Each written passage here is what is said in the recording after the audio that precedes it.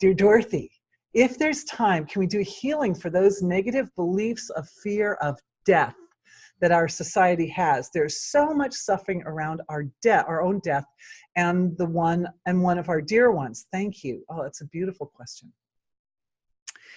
Yeah, and I really appreciate that you asked this question, by the way, because we have hospice workers who join us regularly for these webinars, and they have, you know, one of their job, basically, as they see it, as they've communicated to me, is to help our whole society gain a much richer understanding of the death process and see it as actually an expression of the evolution of life.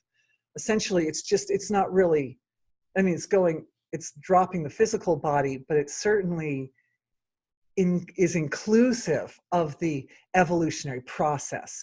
And so shifting our awareness when death comes from the fact that we're losing something, it's like seeing the glass half full or half empty, right?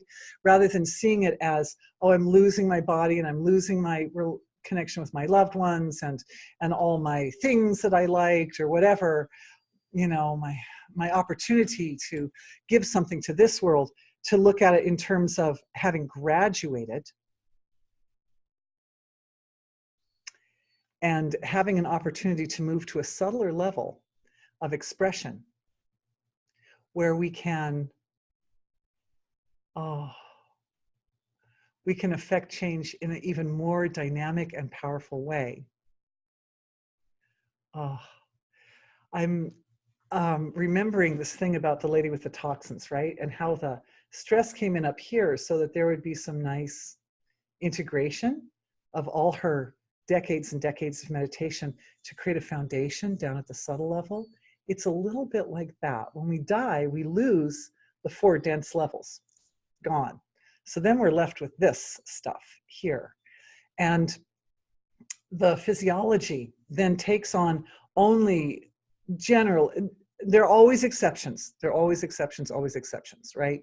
We've all heard of ghosts, and a ghost would be someone who physical body gone, but then there's still etheric body is still there. That's why the ghost looks like the person. So, but those are fringe situations. The common experience is that the awareness drops the 4 denser layers and is just living more at the subtler level of creation. And a lot of people, most people, awareness drops all the way down into being, and they just take a long, luscious rest. They call, in the East, they call it Maha Samadhi. Samadhi is taking awareness to the source of creation, but Maha Samadhi is like, like really in that silent, unmanifest source with no distractions, no distractions. It's such bliss. I remember there was a quote from my teacher. He said that if people knew how pleasant it was to not be in the physical body, we would rejoice when people die. But we'd celebrate when people die, and then like be sad when people were born. But we do just the opposite. Let's look out into the collective consciousness for a minute.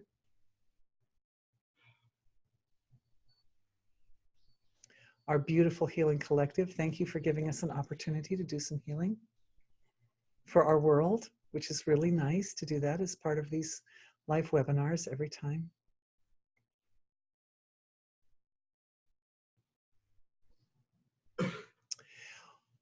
One of the things that I'm seeing as I'm looking out with the blessings of the brilliance of the light of your consciousness as well, is that the veil that sits between the living and the dead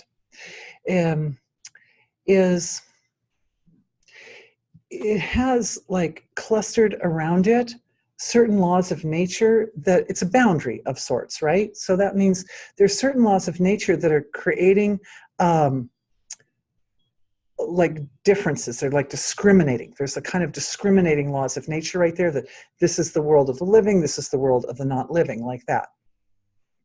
And what's happened is those laws of nature have attracted a certain amount of emotional content around that transition, because the transition has a dynamism associated with it. And certainly from both the perspective of birth and death, there are a lot of emotions connected, a lot of feelings connected. So there's this big field, looks like a big field or an ocean-like field of emotion that's also like enmeshed with the laws of nature that create the veil.